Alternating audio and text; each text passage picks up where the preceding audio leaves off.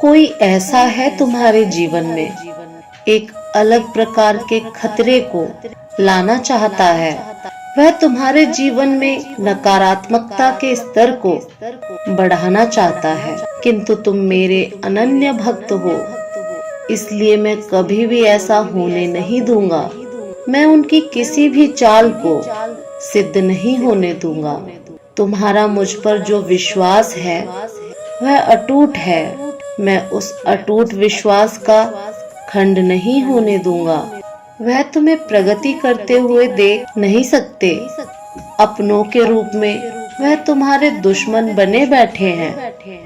तुम भीतरी मन से कभी उनके लिए कुछ भी गलत विचार नहीं लाते, किंतु वह तुम्हारे जितने अच्छे नहीं हैं, वह तुम्हारा भला नहीं होने देना चाहते।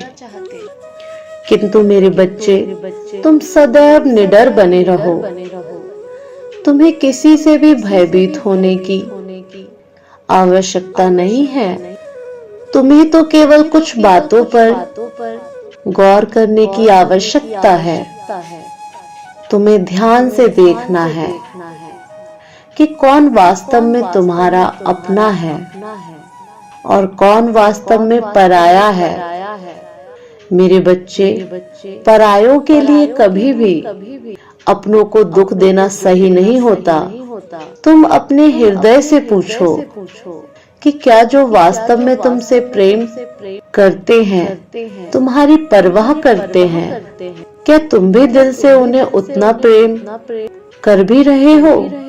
छोटी छोटी बातों पर झगड़ा करने से, नाराज होकर चिल्लाने से या बेवजह का शक मन में पाल लेने से रिश्तों में केवल कड़वाहट ही आती है।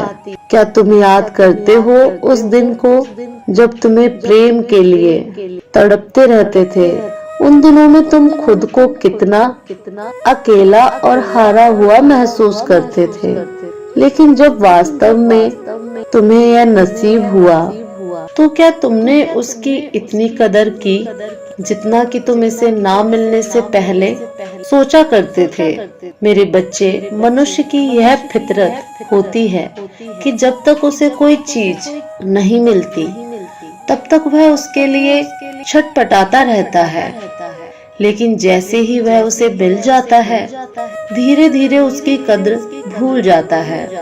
इसीलिए यह प्रकृति का नियम है कि जब मनुष्य को किसी चीज की कद्र नहीं रहती तो वह चीज उससे छीन ली जाती है। इसलिए फैसला तो सदा तुम्हारे हाथ में ही है, बस परिणाम तुम्हारे हाथ में नहीं है। तुम मेरे प्रिय भक्त हो। मैं नहीं चाहता कि तुम्हें किसी भी प्रकार का कष्ट उठाना पड़े। तुम्हारे जीवन में सच्चे प्रेम को भेजना मेरा दायित्व है और मैं यह करूँगा भी, लेकिन तुम उसे पाने के बाद उसकी कद्र करना मत भूलना। प्रेम और मिलन मैं दोनों तय करूँगा। तुम केवल नकारात्मकता को स्वयं पर हावी मत होने दो। लोगों की अनावश्यक बातों को दिल से मत लगाओ। तुम्हारी क्षमता असीमित है। तुम मेरी वो रचना हो जिसे मैंने बड़े ही प्रेम पूर्वक बनाया था। दुख मिलने का अर्थ यह नहीं कि मैं तुमसे प्रेम नहीं करता, बल्कि यह तो केवल परिस्थितियों के संभावना मात्र का परिणाम है। मेरी शक्तियों का तुम्हारे जीवन में प्रवेश होने वाला है। इसे स्वीकार करने की तैयारी करो। मेरा आशीर्वाद हमेशा तुम्हारे साथ है। मैं आता रहूंगा तुम्हारा मार्गदर्शन करने। सदा सुखी रहो। तुम्हारा कल्याण हो। ओम नमः शिवाय।